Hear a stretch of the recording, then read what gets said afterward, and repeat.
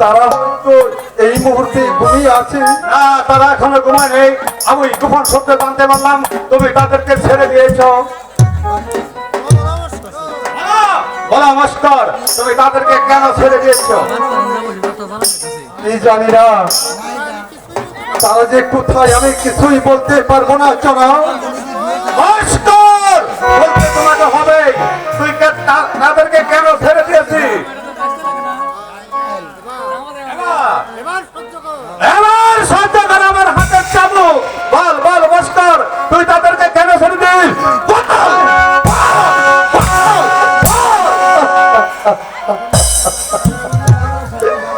আপনি যদি আমাকে এভাবে মেরেও ফেল,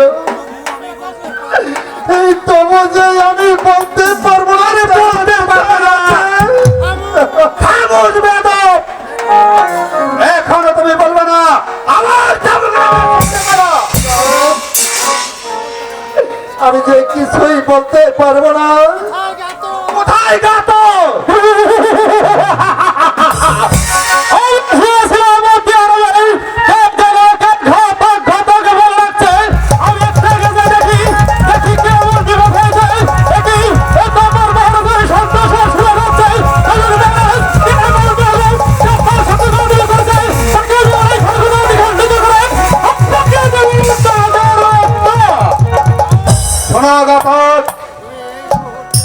এই মুহূর্তে এই বিদ্রোহী ভাস্করকে চাপকিয়ে পিঠে ছাল তুলে দাও।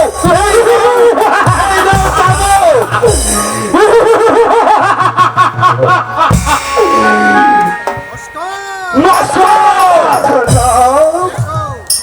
এসো আমাকে আমি তোমার এই দেহটাকে আমার চাবুকের আগে ছিন্ন ভিন্ন করে দেব। জনাব এবং সহ্য করো আমার চাবুকের আগে।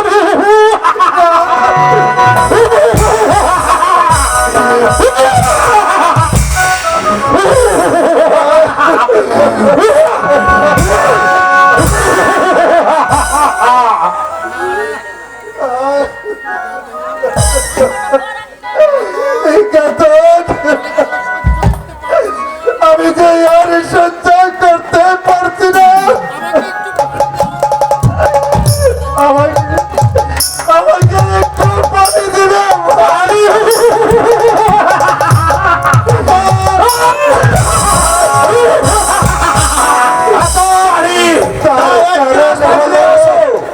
ঠিক আছে মহারাজ,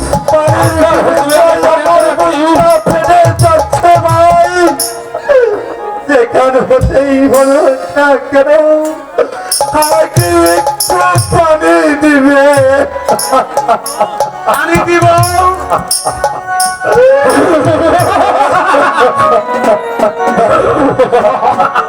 দাও গাত। বলুন দাদা, পানি।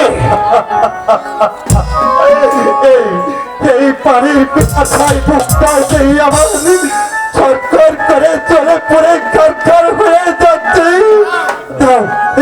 ভাই পানি আগে বল তারা কোথায়, তারপর তোকে আমি পানি খেতে দেব। আমার আদেশ ছিল তাদেরকে তুই বন্দী করে রাখতে কারাগারে। নমস্কার, তুই তাদেরকে কেন ছেড়ে দিয়েছিস?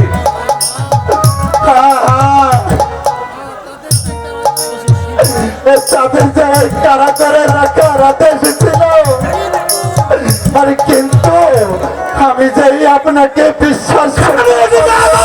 তুমি আমাকে বিশ্বাস করতে পারোনি। না, আমি বিশ্বাস করতে পারি নাই।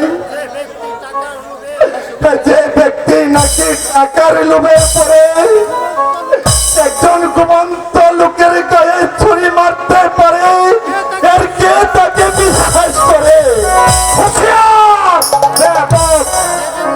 আর যে ব্যক্তি নাকি একজন মুসলমান হয়ে ওই রাসূল আল্লাহর নামে আর মিথ্যায় অপবাদী করতে পারে, তুমি এখন দাঁড়িয়ে তো চাপটিয়ে পিঠে ছাল তুলে দাও।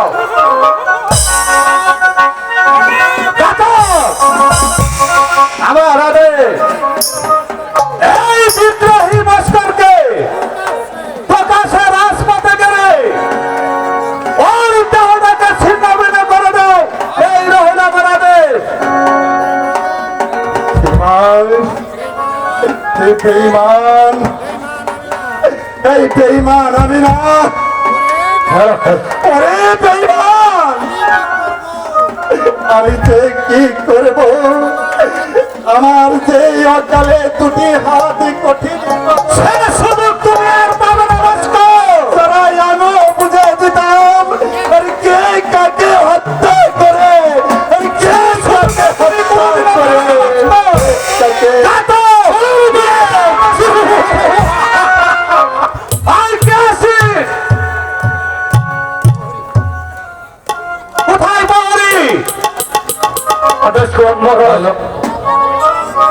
শোনো প্রহরী, এই নগরে নগরে ধোলাই করে দিবে, যে মুসলিমের ছেলেগুলি ধরে দিতে পারবে তাকে দিব আমার 1 লক্ষ স্বর্ণ মুদ্রা। এই রহল আমার আদেশ।